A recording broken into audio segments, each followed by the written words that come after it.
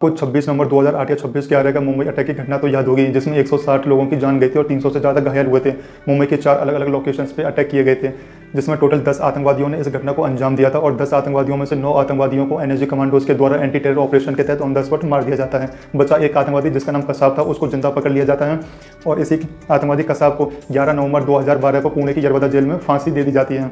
जब मुंबई के सभी आतंकवादियों को सजा दी जा चुकी है तो ये 11वां आतंकवादी कौन है, जिसका नाम है साजिद मीर। ये वही साजिद मीर है जिसको भारत ग्लोबल टेररिस्ट डिक्लेयर करने के लिए पूरी जी जान से कोशिश कर रहा है। इसी साजिद मीर, आतंकवादी साजिद मीर के बारे में मैं आपको पहले कुछ बताना चाहूँगा। ये भारत का वांटेड लश्कर तवैया का आतंकवादी है, जो कि 2001 से आतंकवादी गतिविधियों में शामिल है। ये 1999 में जो इंडियन एयरलाइंस हाईजैक हुई थी उसमें भी शामिल था।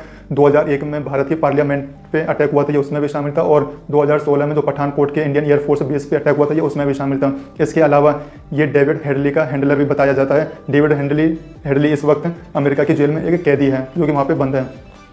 ये न्यूज़ में इसलिए बना हुआ है क्योंकि भारत सरकार इसको ग्लोबल टेररिस्ट डिक्लेयर करना चाहती है, लेकिन चाइना बार बार इस भारत सरकार के इस प्रपोजल को ब्लॉक कर देती है, उसे रोक देती है। ये जो प्रस्ताव था यूएनएससी की 1267 अलकायदा प्रतिबंध समिति की बैठक में पेश किया गया था अमेरिका सरकार के द्वारा, जिसमें अमेरिका प्रस्तावक था और भारत सह प्रस्तावक था।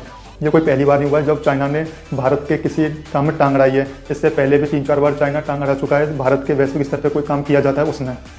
पिछले साल सितंबर में भी भारत के द्वारा प्रस्ताव लाया गया था इस आतंकवादी साजिद मीर को ग्लोबल टेररिस्ट डिक्लेयर करने के लिए, वहाँ पे भी चाइना ने इसको ब्लॉक कर दिया था।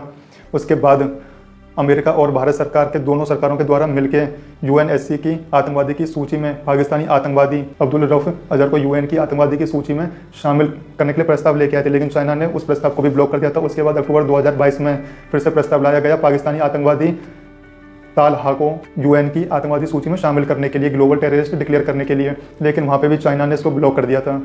मैं आपको बताना चाहूँगा ये पाकिस्तानी आतंकवादी जो ये पहला है, ये लश्कर तवैया के चीफ सैयद हामिद का बेटा है।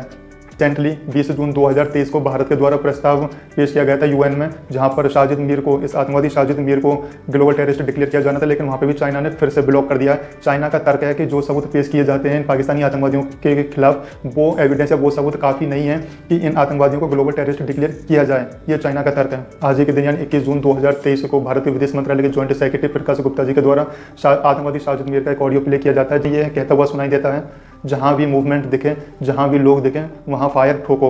ये ऑडियो आज के दिन कोई पहली बार नहीं सुनाई गई है यूएन में। इससे पहले भी 28 अक्टूबर 2022 को मुंबई के ताज होटल में यूएनएससी की बैठक हुई थी, जहां पर भारत के विदेश मंत्री डॉक्टर एस जयशंकर की प्रेजेंस में इस आतंकवादी साजिद मीर की ऑडियो को प्ले किया गया था।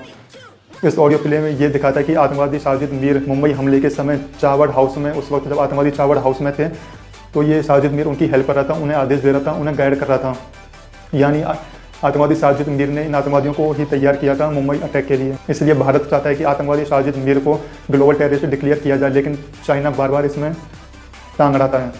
समझ में आता है कि ये क्यों कोशिश कर रहा है ग्लोबल टेररिस्ट डिक्लेयर करने के लिए, लेकिन अमेरिका क्यों पीछे पड़ा हुआ? अमेरिका इसलिए पीछे पड़ा हुआ क्योंकि अमेरिका की डिस्ट्रिक्ट कोर्ट ने इस लश्कर साजिद मीर के ऊपर चार्ज लगाए हैं कि इसने अमेरिका की सरकारी प्रॉपर्टी को नुकसान पहुँचाया है, एक आम नागरिक की हत्या की है, इसने पब्लिक प्लेस में बमबारी की है, और तो और इसने आतंकवादियों की मदद भी की है।